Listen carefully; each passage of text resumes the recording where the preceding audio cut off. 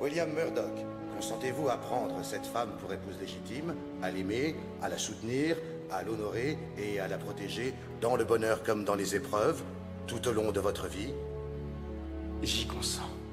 Et vous, Julia Ogden, consentez-vous à prendre cet homme pour époux légitime, à lui obéir? Lui obéir? C'est encore en négociation.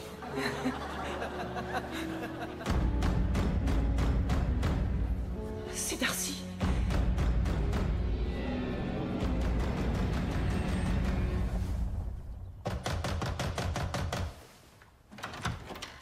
Monsieur, habillez-vous en vitesse. Il faut que vous voyiez ça.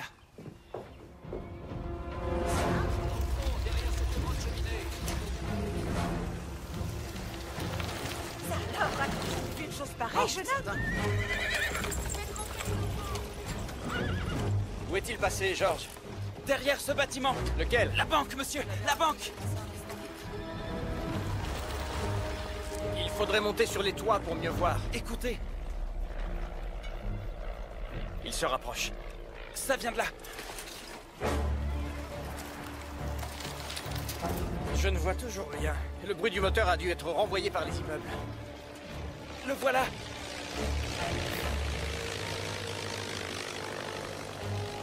Ça, par exemple, c'est renversé.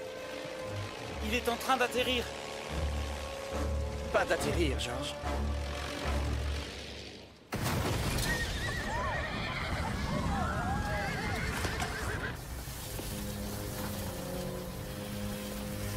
Monsieur, quelques débris légers sont tombés sur la foule, mais on ne déplore aucun blessé grave. De quoi s'agit-il, Murdoch?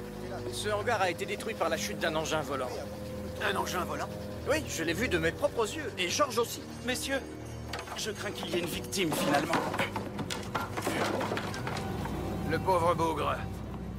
Il ne devait pas s'attendre à une fin pareille. Je crois que le pilote est toujours à bord. Ne touchez aucune partie métallique. Vous risqueriez de vous brûler. Nom de Dieu, qu'est-ce que c'est que ça? Il se pourrait que cette créature soit un cochon. Il se pourrait. Il n'est pas à exclure que cette bestiole vienne d'une autre planète. Bon sang, Murdoch. Vous ne croyez pas que... Non, monsieur. Je ne crois pas que ce cochon ait été aux commandes de l'appareil. Alors qu'il y était?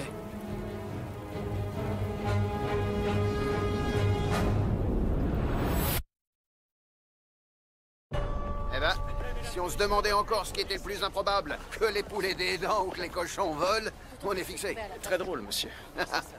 Comment ce machin a pu rester en l'air? Peut-être était-il piloté depuis le sol. Comment ça? Il y a quelques années, l'ingénieur Nikola Tesla a mis au point un appareil de commande lui permettant de manœuvrer à distance un bateau miniature. Le même système aurait pu être appliqué à un engin volant. Soit, mais l'animal. Il est possible que l'individu qui était aux commandes de cet aéronef ait cherché à vérifier son comportement avec un lest à bord. Au-dessus d'une ville de cette taille, il faut être timbré. Ce salaud a tué un innocent. Et pourquoi un cochon? Pourquoi pas un sac de patates? Je n'en ai aucune idée. Docteur Grace? Tout indique qu'il a été projeté au sol par des débris et qu'il est mort dans l'incendie qui a suivi. Très bien. Essayez de trouver quelque chose qui nous permette de l'identifier pour prévenir ses proches. Que dois-je faire du port? Tâchez de voir s'il n'a pas une marque qui indiquerait de quel abattoir il provient. Docteur? Messieurs, à propos de ce port, ne devrions-nous pas envisager la possibilité qu'il s'agisse d'une créature venue de l'espace? Oh, c'est reparti. George, ne trouvez-vous pas cela étonnant qu'un être venu des confins de la galaxie ressemble trait pour trait à un cochon terrestre? C'est le principe de l'évolution parallèle. Mais sur sa planète, les porcs sont devenus l'espèce dominante. Ils sont très malins, vous savez, plus que les chiens, ce qu'on raconte. Est-ce que les chiens savent piloter des aéronefs, Crabtree? Pas ceux que nous connaissons. Bon, messieurs, occupez-vous de cette affaire. Je dois aller prodiguer des conseils à un jeune homme. Au boulot. Dites à nos hommes de ramasser les débris de l'appareil. Et demandez-leur de noter soigneusement où se trouvait chaque morceau. Je veux en avoir l'inventaire complet. Qu'ils déposent ça à l'entrepôt de Governor Street. Entendu, merci. Je t'envie, mon garçon. Servir dans l'armée de Sa Majesté fut sans conteste l'honneur de ma vie. Tu pars quand? Je serai bientôt nez à nez avec les bourgs, si tout se passe bien. Ces fumiers qui osent nous déclarer la guerre. Mais grâce à des braves jeunes comme toi, ils vont comprendre leur erreur. Et je vais te dire, j'aimerais bien vous rejoindre. Vraiment? À ton âge? Je serai encore capable d'affronter n'importe lequel de ces africaneurs, mon cher ami. Chut. Julia! William, Quelle merveilleuse surprise! Quand êtes-vous rentrée de Vienne? hier soir, Vous êtes toujours aussi belle. Oh, ça me fait plaisir de vous revoir. vous m'avez tellement manqué. Vous aussi. La voilà donc, votre machine volante. Oui, du moins ce qu'il en reste. C'est fascinant. Quel dommage qu'elle ait été détruite. J'espère pouvoir la reconstituer. Et que savez-vous de l'aéronautique? Eh bien, je me suis renseigné sur les ailes planeuses d'Otto Lilienthal. Oui, mais cet engin est différent. Il paraît qu'il avait un moteur. Oui, c'est exact. Il fonctionnait à l'essence, apparemment. Cela dit, ça ne modifie en rien les principes de l'aérodynamique. J'essaie donc de remettre ces pièces dans l'ordre. Une sorte de puzzle en 3 dimensions. Est-ce que c'est amusant?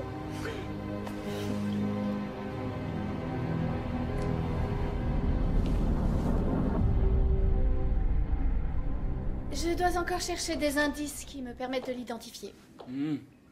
Et le cochon, alors, est-ce que vous l'avez autopsié? Je n'ai pas jugé cela nécessaire. J'aurais été curieux de savoir s'il était constitué de la même façon que ses congénères terrestres. Qu'est-ce que vous êtes en train de manger, Georges? Ce que vous voyez là s'appelle un hamburger. C'est un encas des plus délicieux. Et surtout, on peut l'emporter partout. Vous en voulez une bouchée? Oh, de la viande entourée de pain. Non, merci, je préfère éviter. Vous avez l'estomac solide pour digérer ça. Quant à ce porc, il est tout ce qu'il y a de plus terrestre. Et on l'a tué dans un abattoir. Ce métal est d'une extraordinaire légèreté. C'est de l'aluminium, résistant comme l'acier, d'une densité 3 fois moindre, mais d'un prix 20 fois supérieur. Le constructeur de cet engin a de gros moyens. Ça ressemble plutôt à un système électrique. Excellente observation. Monsieur? Ah, docteur, j'ai des informations intéressantes. Je vous écoute. Eh bien, tout d'abord, et comme vous le soupçonniez, ce porc n'est rien d'autre qu'un porc. Vous m'envoyez navré, Oh, Georges. ce n'est pas grave, ça nous a ouvert une nouvelle piste. Nous avons trouvé une estampille sur sa poitrine indiquant non seulement de quel abattoir il vient, mais aussi la date exacte à laquelle on l'a tué. Et donc, il s'avère qu'on a abattu 64 porcs ce jour-là. La plupart d'entre eux ont été vendus à la découpe, mais regardez, monsieur, qui en a acheté un entier? James Pendrick. Pouvez-vous essayer encore une fois? Oui, vous serez gentil. Ah. Oui, et laissez sonner, il faut absolument que j'arrive à joindre ce monsieur.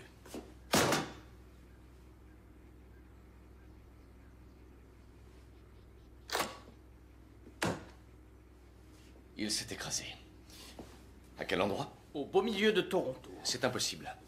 Monsieur Pendrick, vous avez effectué un vol d'essai au-dessus d'une ville extrêmement peuplée et un homme est mort. Oh, bonté divine. J'avais confié les commandes de ce prototype à mon assistant, Monsieur Matthews, en début de matinée, dans le cadre d'une expérience que je menais. Vous dites que votre assistant a perdu le contrôle de l'appareil? Non, non, il savait très bien le piloter. Où est-il alors? J'ai essayé de le joindre, mais sans succès. Je crains qu'on ne m'ait à nouveau trahi. Je suis manifestement victime d'un complot, Murdoch. Vous voyez ce câble? À son extrémité, j'ai trouvé ceci. Un microphone. Oui. Directement raccordé à mon hangar. Mais qui voudrait vous espionner? L'un de mes concurrents, c'est évident. Le défi Mortimer, ça vous dit quelque chose? Non. C'est un concours organisé par Samuel Mortimer, un magnat du pétrole, qui offre 1 million au premier qui pourra effectuer un vol contrôlé. $1 million. Vous comprenez quels sont les enjeux maintenant. Il est très facile pour n'importe qui de faire voler un de ces engins. Pour ça, il suffit tout bonnement de réduire son poids et son coefficient de traînée, tout en augmentant sa vitesse et la surface de ses ailes. Seulement une fois en l'air, avec quoi le dirigez-vous? Un gouvernail? Non, c'est une idée. Mais pour qu'un gouvernail fonctionne, il faut l'associer à une dérive. Et on ne peut pas équiper un aéroplane d'une dérive. La solution est donc d'incliner l'appareil et d'utiliser ses ailes comme une dérive. Ah, mais comment faire pour l'incliner? Il s'avère que j'ai trouvé la réponse à cette question. Et on veut me voler mon idée. La flèche volante. Qui est là? Matthews? Matthews? Encore un de ces satanés rongeurs.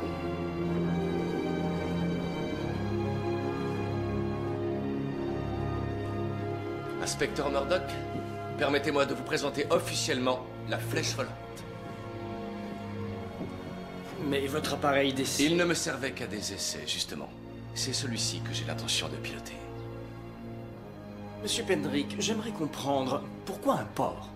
C'était pour essayer un harnais de sécurité. À quoi bon s'attacher en vue d'un atterrissage brutal si c'est pour mourir d'une rupture de la rate? Comment étaient ses organes, au fait?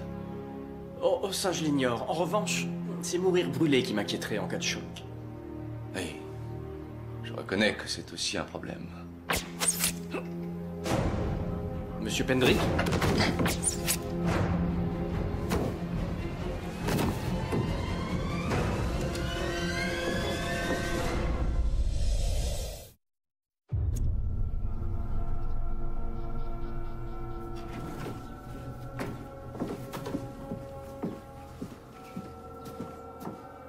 Elle a disparu.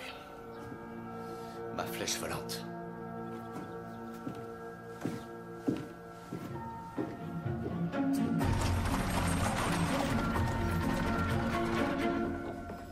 À l'asile? Je commence la semaine prochaine.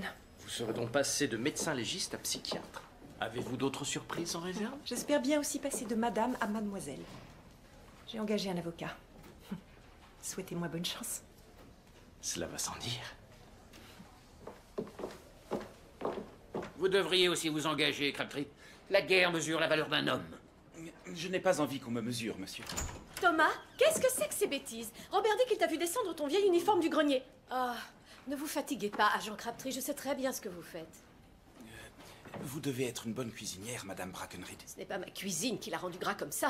Mais enfin, comment peux-tu être aussi stupide? Partir à la guerre, à ton âge. Monsieur?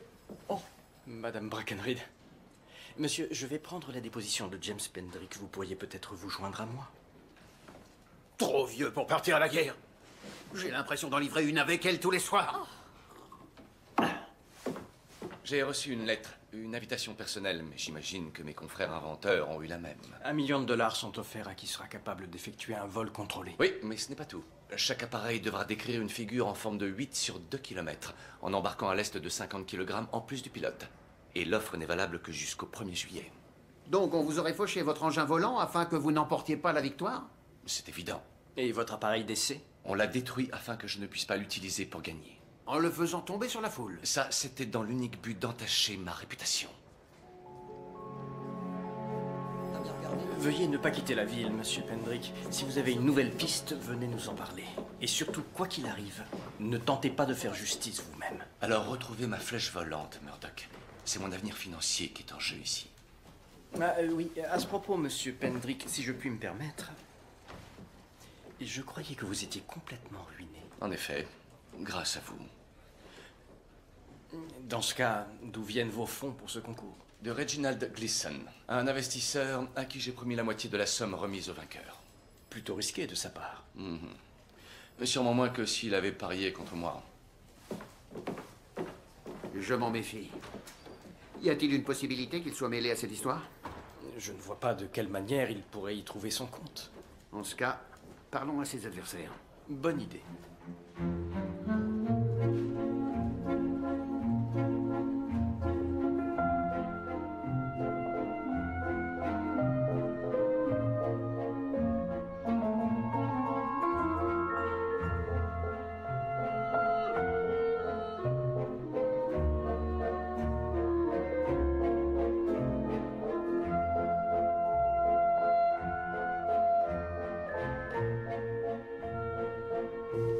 Je n'en vois aucun qui fasse un suspect digne d'intérêt.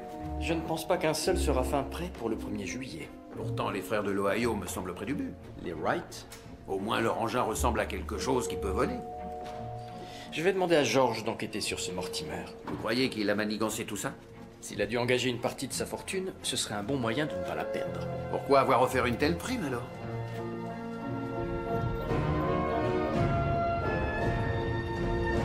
Julia? Est-ce que tout va bien? Oui, je voulais seulement vous faire part de l'avis de mon avocat. Darcy et moi n'avons qu'à demander l'annulation de notre mariage. Son annulation? Est-ce seulement possible? Oui. Il nous suffit de jurer que nous n'avons jamais consommé cette union. Encore faudrait-il que Darcy n'y voie pas d'objection. Il n'en verra pas, je crois. C'est moins scandaleux qu'un divorce. Il est prévu que nous dînions ensemble ce soir.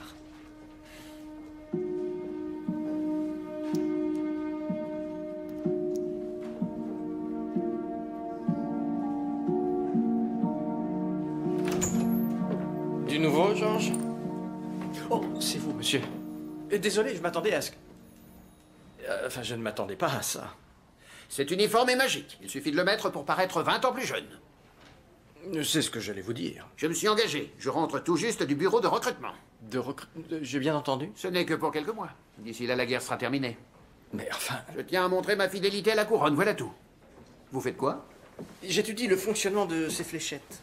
Il s'agit d'un système très élaboré. Ce réservoir renferme un produit chimique qui, une fois que l'aiguille perce la peau, est injecté dans le corps. Quel genre de produit?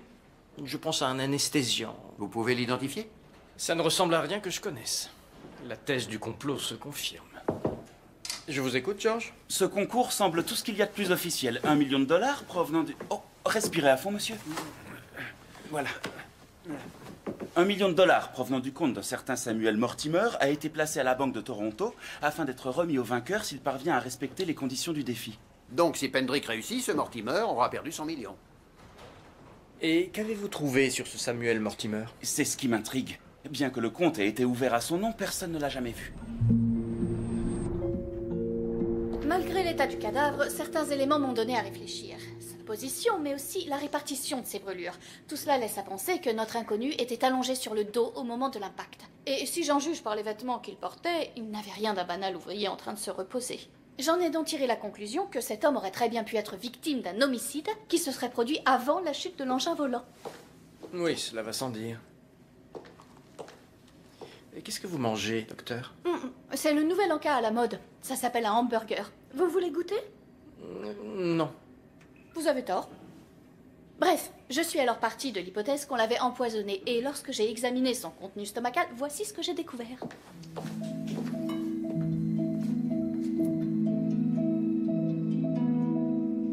Il a mangé du papier? Déchiré en petits bouts, sans doute pour lui rendre la tâche plus aisée.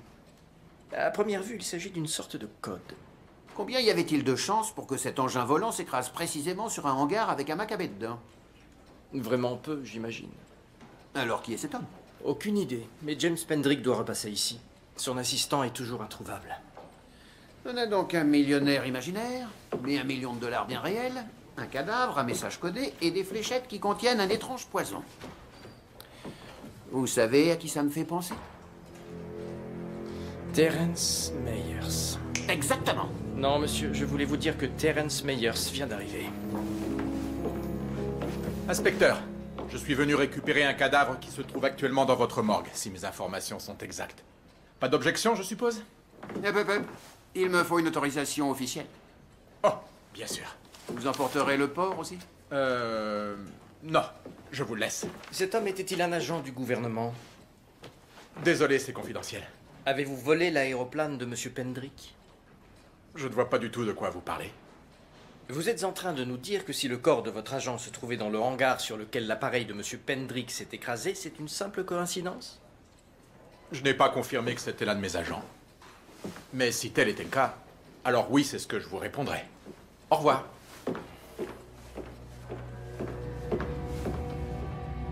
Pourrait-il s'agir de votre assistant, Matthews? Les dents, au moins, sont-elles postérieures à la mort? Non, antérieures. Alors c'est lui, le pauvre diable. Dans ce cas, comment se fait-il que l'appareil se soit écrasé sur lui? N'était-ce pas lui qui le pilotait? C'est ce que je croyais. Inspecteur, qu'est-ce que tout cela signifie? J'ai bien peur que votre assistant ait travaillé pour le compte de quelqu'un d'autre. Le sang!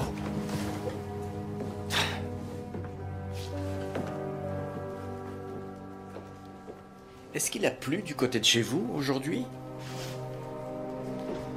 Oui, nous avons eu un orage. Pourquoi? Terence Meyers et James Pendrick avaient tous deux de la boue sur le bas de leurs pantalons. Ils auraient été pris dans le même orage? Si on dérobe un engin volant en pleine journée, il est impossible d'aller bien loin sans prendre le risque de se faire remarquer. Là, regardez. De l'autre côté de la route qui longe la propriété de Pendrick. La concession 51. Vous rappelez-vous les essais menés par le gouvernement sur un dirigeable à cet endroit?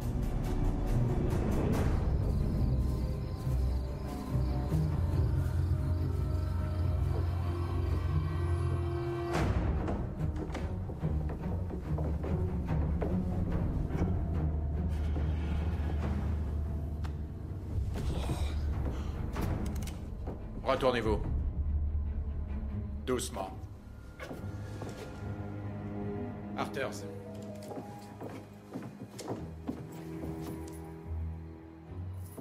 Il survivra. Où est passé mon appareil? La flèche volante? Vous disiez ne pas l'avoir prise. Évidemment que si. Il en allait de la sécurité de ce pays. Oh. Je vois. Et qui donc aurait pu vous la voler? Je n'en sais rien.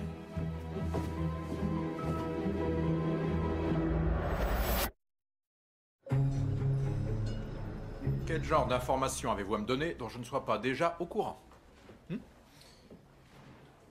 Il se pourrait bien que nous ayons trouvé un message codé dans l'estomac de Monsieur Matthews. Un message? Lequel? Où est-il? Ce n'est qu'un message présumé, mais qu'on serait disposé à vous donner, je présume, à condition que vous, d'abord, vous nous racontiez toute cette histoire.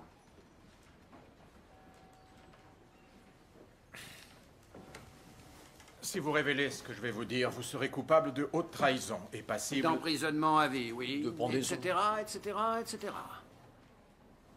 Nous sommes en guerre, comme vous le savez, et le besoin d'engins militaires volants est de plus en plus urgent. D'où le lest de 50 kilos à embarquer. Vous voulez lâcher des bombes sur l'ennemi. Entre autres. La première armée à dominer les airs aura forcément l'avantage. Jamais une machine volante ne remplacera des fantassins bien entraînés. Donc, vous êtes devenu Samuel Mortimer, un riche industriel, capable d'organiser ce grand défi. Nous savions que de nombreux aviateurs avaient trouvé des améliorations au vol habité, et nous nous sommes dit qu'une motivation d'ordre financier accélérerait leurs travaux. Ça n'explique toujours pas le rôle de Matthews. Il avait découvert que certains agents de l'étranger surveillaient de près les progrès de Pendrick. Mais pour en savoir plus, il nous faudrait décoder ce message.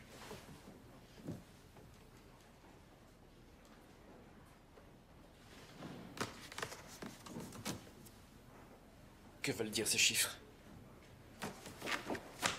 Je regrette, c'est confidentiel. Bonne journée. Nom d'un chien. Je savais qu'il fallait s'en méfier. Vous avez ce code en tête? Il faut que j'aille à l'exercice. Démêlez-moi cette affaire. Je ferai de mon mieux, monsieur. Redressez-vous, mon garçon. Très bien, nous allons commencer par une petite séance d'échauffement. 50 pompes immédiatement suivies par une course de 10 km. Et pour terminer, nous passerons au parcours d'obstacles. Quitte à devoir perdre des hommes, il vaut mieux que ce soit sur le champ de bataille et non au milieu d'un exercice. Je suis inspecteur de police. Et mes qualités physiques sont suffisantes pour servir dans l'armée, sergent. Ah oui, vraiment? Parfait. Faites-moi 50 pompes. Allez, tous ensemble. Je t'en foutrais. Punaise. La flèche volante n'a pas été conçue à des fins militaires. Ne soyez pas aussi naïf. Et puis, qui sont ces prétendus agents de l'étranger? Des bourgs? Nous l'ignorons. Mais nous ne voudrions pas que votre appareil tombe entre les mains d'un ennemi qui nous attaquerait avec. Vous n'avez pas à vous en soucier. Le premier qui voudra piloter cet engin risque d'avoir une surprise de taille. Comment cela? Les pièces qui rendent précisément la flèche volante manœuvrable, à savoir les inclineurs, ont été démontées. Elles sont rangées dans un lieu tenu secret. Comme je vous l'ai expliqué, j'avais des raisons de me montrer méfiant. Quelqu'un d'autre connaît l'existence de ces pièces? Personne. Pas même Matthews. Et Monsieur Gleason? Votre financier aux poches bien garnies? Oh, lui. Il sait que j'ai mis au point un système de direction, mais il ignore comment cela fonctionne. J'aimerais voir les détails de l'accord que vous avez passé ensemble. Je ne peux pas croire qu'il m'ait joué un tel tour. C'est son argent qui a financé mes travaux. Aucune piste n'est à écarter. Allez, mon gros, on escalade ce mur avec 500. Suivant. Un coup de main, monsieur. Lâche-moi, je t'ai rien demandé.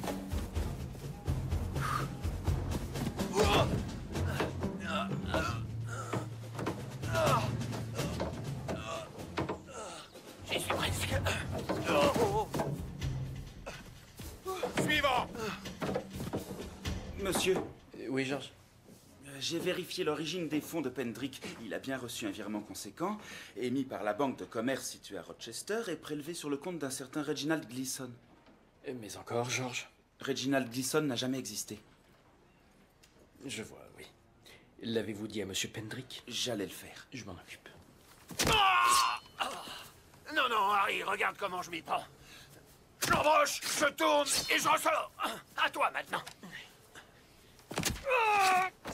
Voilà, c'est mieux, mon gars.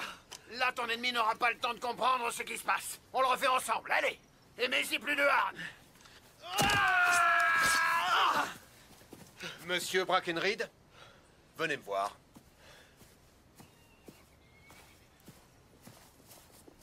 Comme vous semblez motivé, je suis disposé à vous rajeunir de 5 ou 6 ans.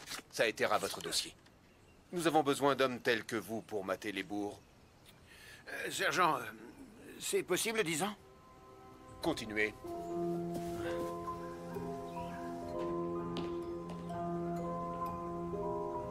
Monsieur Pendrick? Monsieur Pendrick?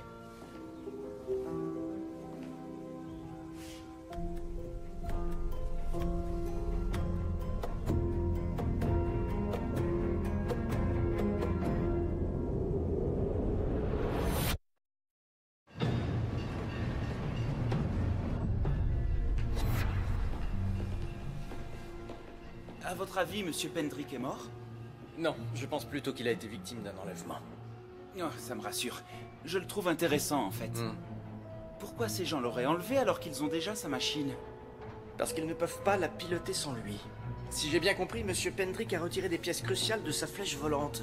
Il appelle ça des inclineurs. C'est ce qui permet à l'appareil de se pencher afin de tourner. Et vous croyez que ces ravisseurs ont l'intention de lui arracher ce renseignement par la force? Oui. Oh, regardez! Refaites-le, monsieur.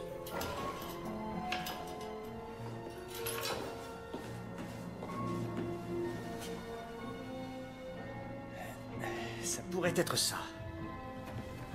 Oui, à mon avis, il s'agit des inclineurs. Rapportez-les tout de suite au poste. Bien, monsieur. Venez ici, les gars. 24, À propos, Murdoch, je ne vous ai pas dit tout à l'heure. J'ai été admis. Admis? J'ai un devoir envers la reine, ce pays, et je ne compte pas y faillir. J'embroche, je tourne et je ressors. Monsieur, je vous ai apporté les inclineurs. Bien, mettez-les là, Georges. C'est ce qu'on appelle un casse-tête. Oui, ce code est un peu plus complexe. Inspecteur, Monsieur Pendrick vient d'être enlevé. Je suis déjà au courant, merci. Êtes-vous enfin prêt à nous révéler ce que ce message signifie? Non.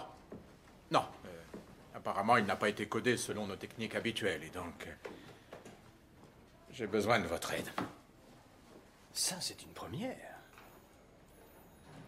Peut-être qu'il n'y a aucun code là-dedans, finalement, et qu'il s'agit de simples chiffres. Dites, aujourd'hui on est bien le 13 mai, messieurs. Oui, et après? La machine volante de Monsieur Pendrick a été volée hier, à savoir en mai le 12. Bravo, Georges, excellente déduction. Si le 5 et le 12 indiquent la date, le 11 et le 15 peuvent correspondre à un horaire. Celui où on lui a dérobé son engin? Non, je doute qu'il s'agisse de cela. Une fois qu'ils l'ont pris, les voleurs ont bien été obligés de le transporter. Bien sûr, c'est logique. Et étant incapables de le piloter, ils ont dû avoir recours à un train. Oui, ils auraient pu le cacher dans un wagon de marchandises. Tâchez de savoir si un train a quitté la gare de Willowdale à 11h15. Et vérifiez si le wagon numéro 2473 avait une destination particulière. Entendu. Autre chose, Monsieur Meyers? Non. Dans ce cas, j'ai affaire.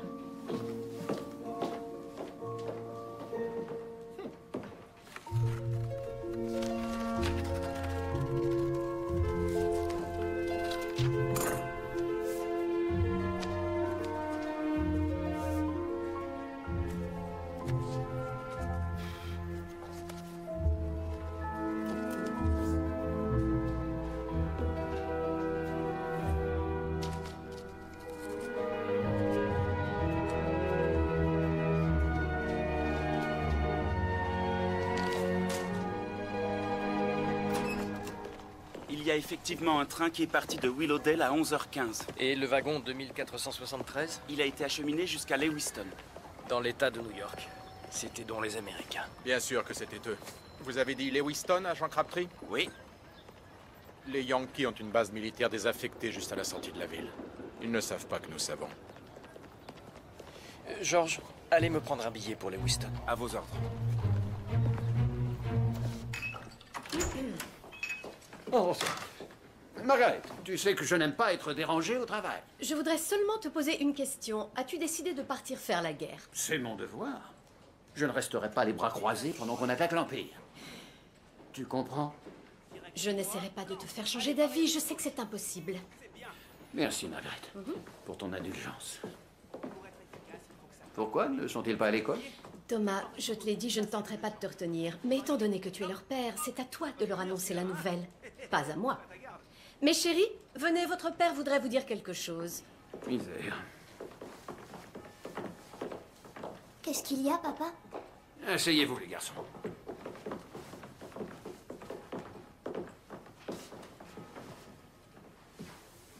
Vous savez que nous sommes en guerre, hein?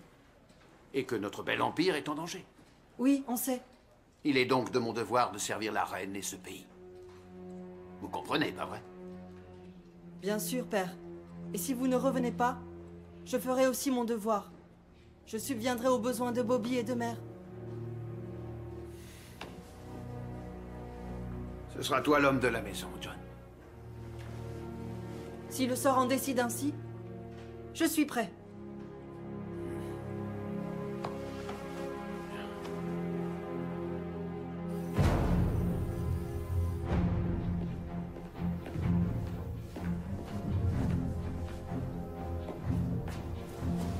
Monsieur Gleason.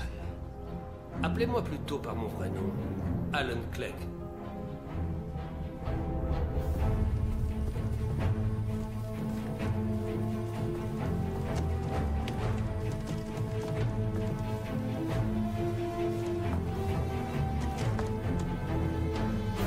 Vous savez qu'hier, nous avons sorti votre appareil pour son vol inaugural.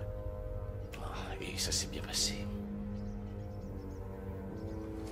Pourquoi ne peut-on pas le manœuvrer? Pourquoi pouvait-on tourner avec le modèle d'essai, mais pas avec celui-ci? Vous avez supprimé Matthews, avouez-le. Désolé, je ne suis pas là pour parler de ça. C'est vous qui avez tué mon assistant. Pas personnellement, non. Satisfait, monsieur Pendrick? Alors, à présent, répondez à ma question. Je ne vais pas vous frapper.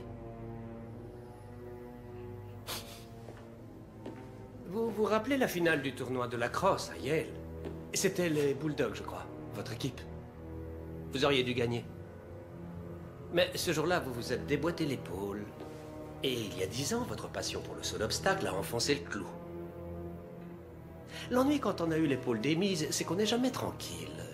En effet, elle a tendance à se disloquer facilement au moindre choc. C'est bon à savoir.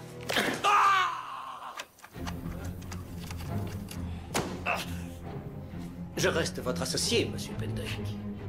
C'est pour cela que je suis prêt à partager la flèche volante avec vous.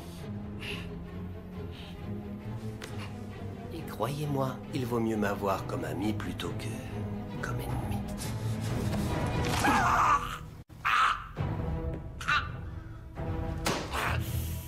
Je vais vous laisser souffler un peu.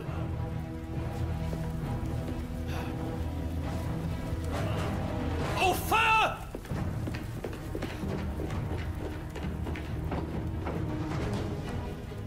Monsieur Pendrick, Murdoch, tout va bien? J'ai une épaule désarticulée. Laquelle? C'est la... la gauche.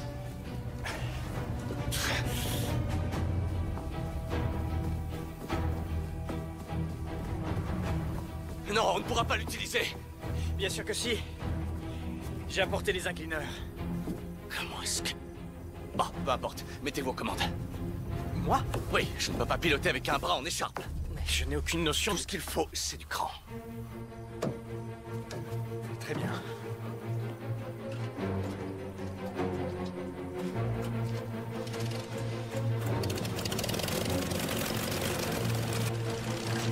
Vous là-bas! Arrêtez!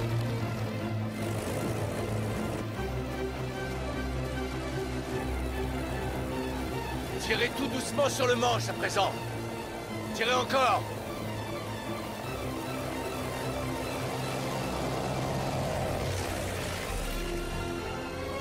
Il vole! Nous volons! Bien sûr que nous volons. Vous croyez quoi, mon vieux? Vous êtes avec James Pendrick.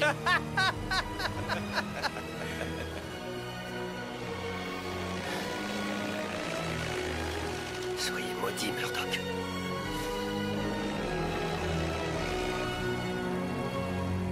Pourquoi est-ce qu'on va vers le sud? Parce qu'avec le vent de face, on va vite gagner de l'altitude.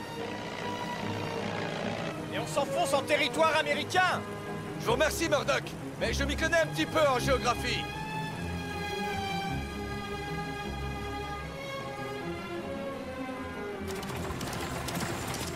Vous êtes prêts? On va voir si vous avez bricolé correctement. Baissez le cleaner de gauche et relevez celui de droite. Un peu plus. On tourne, ça y est.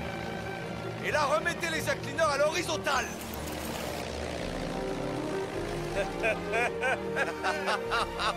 Joli travail, Murdoch. Maintenant, rentrons au pays.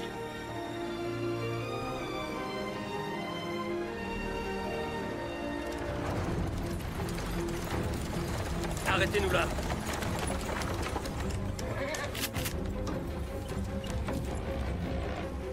Je m'accrocherais si j'étais vous. Quoi?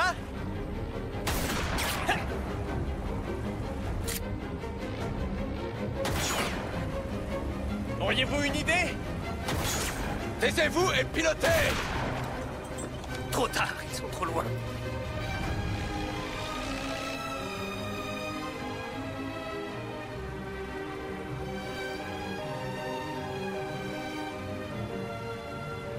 Monsieur Pendrick, j'ai l'impression que nous descendons. Bon, essayez déjà de tirer sur le manche. Mais ça ne change rien. Combien pesez-vous, Murdoch? Je ne sais pas, je dirais dans les 80 kilos. C'est pour ça. Cet engin est fait pour un seul pilote et du lest. Ah, c'est vrai, oui.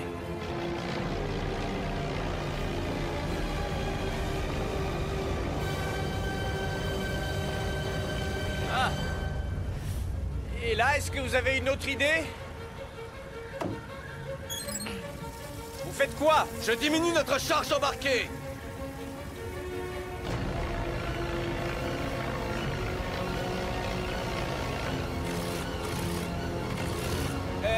Vous l'avez un peu trop diminué, peut-être. Le manche, Murdoch. Il faut que vous tiriez dessus de toutes vos forces. C'est ce que je fais, mais c'est inefficace. D'accord, alors baissez les deux inclineurs.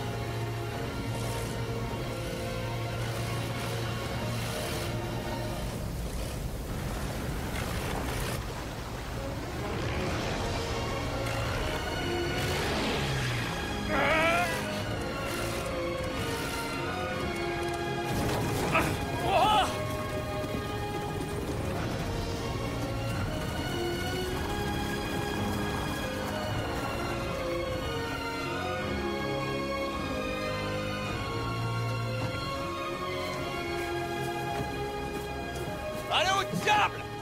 Personne ne peut rivaliser avec James Pendrick! Merci, Monsieur Pendrick. Nous devons maintenant récupérer votre engin. Bon travail, inspecteur. Monsieur Pendrick, je vous jure que je n'ai rien à voir là-dedans. C'est vrai, il ne savait rien de nos intentions. Je vois. Retournez en ville chercher un attelage et trouvez-moi quelqu'un pour démonter tout ça. Je veux que ce soit fini avant la nuit. Assurez-vous que c'est une personne qualifiée qui... Sans Murdoch, non, empêchez-le!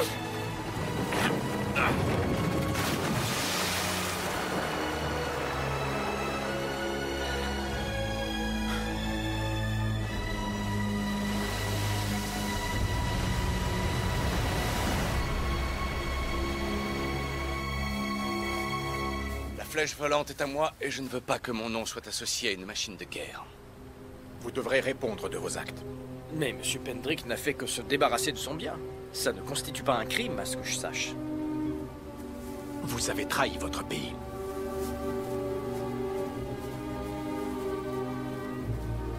Tôt ou tard, il y aura d'autres machines volantes. Vous étiez sur le point d'entrer dans l'histoire. Eh bien, si jamais je change d'avis, je n'aurai qu'à en construire une autre. Mais seul cette fois. En attendant, quelqu'un risque de vous couper l'herbe sous le pied. On n'a qu'une seule vie, Murdoch, elle est courte. Et je tiens à garder mon intégrité. En plus, nous savons que c'est moi qui ai volé en premier sur une si longue distance. En fait, M. Pendrick, je crois que c'est moi. Je vous le concède. C'est vrai, on a ridiculisé Meyers. Au moins, voilà une nouvelle qui s'arrose. Oui. Quand devez-vous partir, monsieur? Finalement, je reste ici. La gloire, c'est uniquement bon pour les jeunes. Je leur laisse le soin de défendre nos couleurs. Eh bien, c'est peut-être une perte pour l'armée, mais personnellement, j'en suis ravi. Un homme doit avant tout se dévouer à ses proches. Même si parfois ça peut être foutrement pénible. William, il faut que je vous parle. Julia, qu'y a-t-il? Je viens de dîner avec Darcy. Il veut bien que nous demandions l'annulation. Nous pouvons nous marier? Oui, nous pouvons nous marier. Oh.